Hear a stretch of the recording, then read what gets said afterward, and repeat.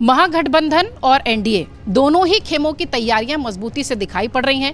बयानबाजी ये बताती है कि मौसम चुनावी हो चुका है और फिजाओं में अब सिर्फ और सिर्फ सियासत तैर रही है। एनडीए के लिए तो कोई बड़ा डेंट नहीं होने वाला। एनडीए की चिंता ये होगी कि जो दलित वोट है, जो और दूसरा वोट है, एमवाई के अलावा जितना वोट है वो महागठबंधन के पास नहीं जाए।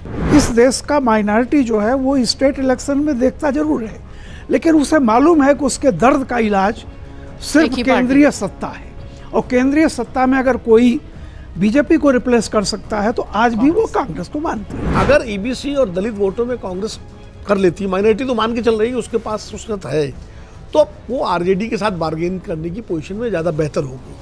क्योंकि पिछले विधानसभा चुनाव में कांग्रेस 72 सीटें लड़ी थी और उसको सिर्फ 16 या 17 सीटें कांग्रेस जीती थी। कन्हैया कुमार को वहाँ प्रोजेक्ट करने के कारण जो आरजेडी और कांग्रेस के बीच में बेहतर तालमेल होना चाहिए, तो कहीं ना कहीं उस तालमेल को बिगाड़ने में कन्हैया कुमार को देखा जा रहा है। कांग्रेस की आरजेडी कांग्रेस के साथ होते हुए भी कांग्रेस से एक लड़ाई है।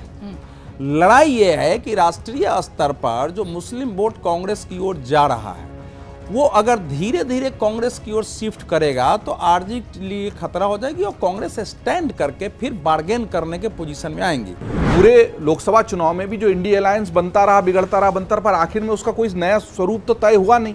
न वो आगे के विधानसभा चुनाव में और स्थानीय चुनाव में आगे उसका स्वरूप दिखाई दिया। आप उस तस्वीर को बना ही नहीं पा रहे हो जो तस्वीर एनडीए वाली भाजपा, मोदी वाली भाजपा के सामने खड़ी होकर लड़ सके।